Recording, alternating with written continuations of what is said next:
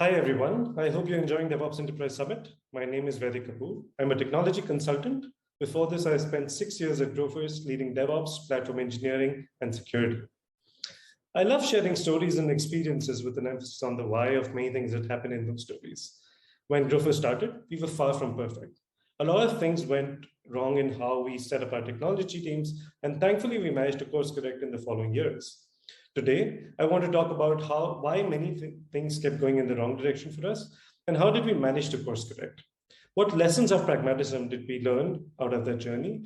And finally, we will discuss the much disputed topic of maturity models and how we use them at Grofers. And hopefully along the way, we will engage in conversations on Slack and later in other forums during the conference. Let me start with our story. Grofers started in 2013 as a hyperlocal grocery marketplace, delivering orders in 90 minutes. You could go on our app, find the nearest grocery store, place an order, and we will deliver it to your doorstep. We started with a simple architecture, 3 services or applications, if you will. One as the backend for our consumer-facing applications, one for catalog management, and one for everything to do with order fulfillment, that is order tracking, support, etc. This was simple and good enough, worked fine for us initially to build quickly and roll out new features. The business was also simple enough. Everything was on AWS from day one. As the business grew, as we gained more traction, we solved more problems, and especially as more people joined our tech team, it became hard for us to work across these applications. There were a lot of problems being worked on in parallel, so more people working on the same code bases at the same time usually meant overstepping and involving handshakes at some levels. More bandwidth seemed like the biggest bottleneck, so we acquired a company to double up our engineering strength. The timing was such that we needed to move really fast.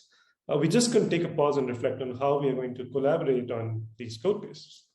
We couldn't build the tooling, practices, and developer experience that would allow all teams to move fast with this setup. Well, there are companies that have managed to successfully work with monolithic code bases with far more developers than Grofers. I think we were a much more younger team, not mature enough to do that, especially with the growth pressure we had.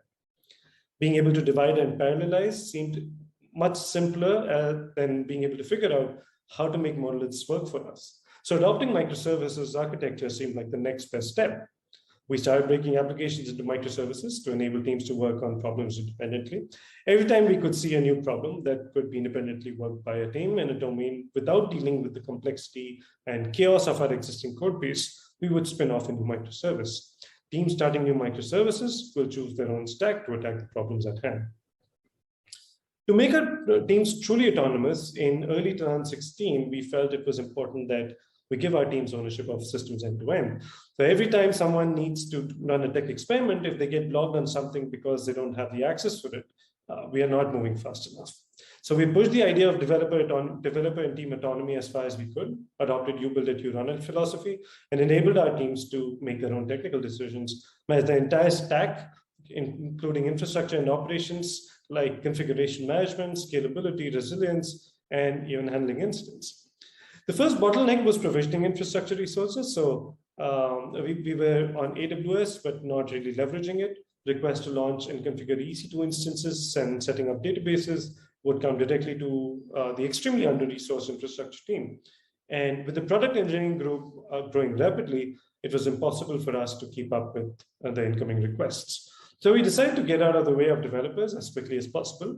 We built tools that allowed us to automate these end-to-end flows of provisioning infrastructure safely and without any intervention from the DevOps teams.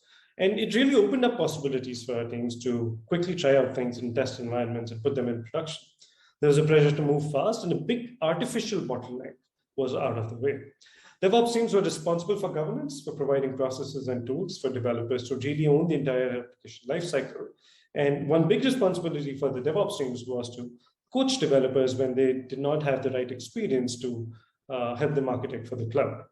For example, we felt that that configuration management as a practice was important for us. It would help manage changes better. It would help with CI/CD. It would help with it would provide enough automation that we can implement auto scaling for services easily. And to be able to scale config management well, we just coached all the developers on how to use Ansible for their applications for configuration management, continuous integration, and auto scaling. And in this case, we got to a stage where pretty much every developer could work with Ansible to an extent that almost every application was managed using Ansible. So this was a great place to be. We were proud that we were able to build the right behaviors by coaching and working with developers very closely. And all this worked really well, or at least that's what we believed that was happening. So in early 2018, we realized that we had an illusion of agility. Teams were working independently on their microservices, deploying multiple times a day, but there were not enough guardrails for quality. So a lot of deployments would lead to bugs and incidents in production. We were creating waste. We were shipping poor quality products that were frustrating customers, internal users, and management. Our engineers were burning out as they were busy firefighting than shipping value to customers. Systems had become so complex that technical debt was getting worse. Writing code was a terrible experience for most teams. We used to think that solving for just autonomy by creating boundaries, saying you build it, you run it is enough, and our teams will own quality of what they ship. And to an extent, it happened. Our teams did what they felt was right and was within their control and boundaries with the best of their intentions. But they did not have a systemic view of what was going on. And as a leadership team, we failed to provide an oversight over our entire architecture. We ended up with serious problems that changed the course of how we worked at Grofers.